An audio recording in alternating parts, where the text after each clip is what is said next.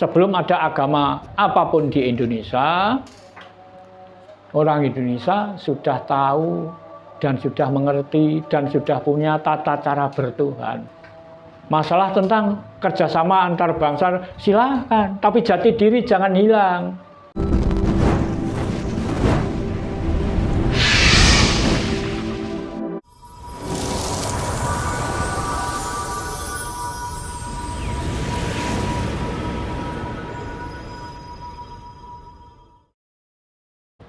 Bahkan belum ada Islam, Muhammad saja belum lahir. Orang Jawa sudah mengerti, sudah punya tata cara bertuhan. Beliau ngatur tuan rumah, apa tuan rumah ngatur beliau pendatang. Kalau beliau itu orang waras, orang yang pikirnya bersih, tidak mau orang ngatur orang lain, dirinya sendiri. Islam baik untuk Islam, Islamnya asal untuk orang Arab, bukan untuk orang Indonesia. Makanya Indonesia tidak melarang agama, tapi agama jangan ngatur orang Indonesia. Nah ini nek istilah Jawa diarani ledok iline banyu, sing salah sopo? Ya sing salah wong tua biyen, terutama pemerintah. Satu salahnya, agama biar agama, jangan dinegerikan. Agama dinegerikan itu sudah salah. Indonesia tidak melarang loh, semua agama nggak ada yang dilarang. Yang swasta atau yayasan, biar yayasan, tapi jangan dinegerikan. Sejak mulai agama dinegerikan, diberi kepercayaan, diberi fasilitas, didanai, salah itu sudah. Agama dinegerikan itu sudah salah. Lebih salah ajaran agama dimasukkan ajaran sekolah negeri. Lebih parah lagi. Sadar apa enggak sadar? Berarti ranah dasar negara keadilan sosial bagi seluruh Indonesia belum ada, belum mencapai, belum apa-apa. Yang dinamakan adil bagaimana? Wong orang luar kok disuruh ngatur negara. Ya yang dipakai pedoman ya miliknya. Bukan made in Indonesia. Islam itu made in Arab. Katolik, Kristen itu made in Yahudi, Buddha, Tibet, Hindu, India. Sebelum ada agama apapun di Indonesia, orang Indonesia sudah tahu dan sudah mengerti dan sudah punya tata cara bertuhan. Lebih-lebih orang Jawa. Makanya Indonesia itu disebut Jawa itu induk Indonesia.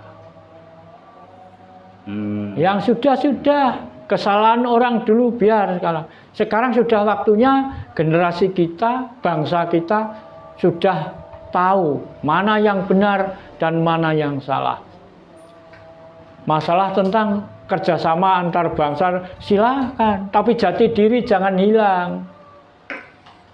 Jangan mentang-mentang punya bisa bikin pesawat, bikin jalan tol, jangan bangga dulu. Begini, jati diri kita hilang. Ini mohon maaf, ini titipan dari teman-teman yang melihat video kami ya toh. Iya. Terutama mereka beliau-beliau yang sudah mengerti kapitayan Jawa, Bapak. Jadi masalah tempat ibadah, Bapak. Jadi mungkin pemerintahan kita ini mungkin tidak berpikir ke situ, ya toh. Belum nyampe ke situ. Jadi ini belum nyampe ke situ. Orang-orang kapitayan Jawa kalau mau membuat tempat ibadah itu izinnya harus lengkap, Bapak. Tapi orang-orang agama yang kita tahu kan lingkungan kita agama Islam itu bebas. Bebas. Tidak nah, ada kalau gitu, izin, tidak ada dipungut biaya seperti nggak ada apa-apa. Nggak ada apa-apa. Tapi kenapa ketika orang-orang kapitayan Jawa ajaran yang kalau mau betul-betul belajar ya. Itu ajaran yang adiluhung ya toh, yang bisa merasakan di mana toh sebenarnya keberadaan Tuhan ya toh, ya. Itu dipersulit ada izin A, B, C dan C. Ya toh. Sekarang nah, ini ya sudah tahu. Mohon ya. untuk pencerahannya. Ya, gini.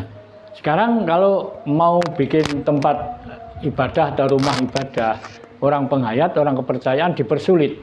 Yang mempersulit siapa? Pemerintah. Berarti pemerintahlah yang bodoh. Kenapa pemerintah nggak mandang kita? Kita ini orang pribumi. Nah ini. Pemerintah itu yang megang campuk pemerintahan itu ya manusia. Karena manusia sudah terjangkit virus agama. Ayo sadar makanya. Itu salah. Pemerintahnya yang salah. Nah pemerintah itu yang megang ya manusia. Salah itu nggak pandang bulu. Siapa saja, kapan saja, di mana saja. Salah ya tetap salah. Nggak bisa salah dibilang benar. Nah makanya ini semoga aja orang aparat pemerintah, aparat negara tahu ini pembicaraan ini. Biar bisa merespon. Loh, kita ini bangsa Indonesia, bukan bangsa lain. Kok gini kok mau mencapai adil makmur, adilnya dari mana? Lah ini saya dengar ini tahun 2025 nih harus mencapai Indonesia emas. Dari mana asalnya? Lewat mana? Padahal ini waktunya tinggal 20 tahun. Coba sekarang sudah 2025. 2045 tinggal 20 tahun. Kalau bangsa kita ini masih bodoh segini. Mau bagaimana? Tidak hanya masyarakatnya, pemerintahnya juga. Tapi ini kelihatannya sudah ada respon kelihatannya. Supaya semoga aja ini berlanjut pemerintah kita ini. Maksudnya begini Bopo, dari teman-teman yang sudah belajar kapitayan Jawa itu berharap pemerintah itu memperhatikan, walaupun kan sudah ada wadahnya yaitu MLKI, tapi kenyataannya kan untuk tempat-tempat ibadah mereka yang beragama belum bisa itu menjamur tanpa izin, seperti musola-musola itu satu RT satu RW sudah ada berapa, tapi tiap RT ada musola. Tapi ketika orang-orang kapitayan Jawa mau membuat tempat ibadah, tempat sanggar, satu desa satu aja itu dipersulit harus izin. Nah izin butuh siapa? Biaya.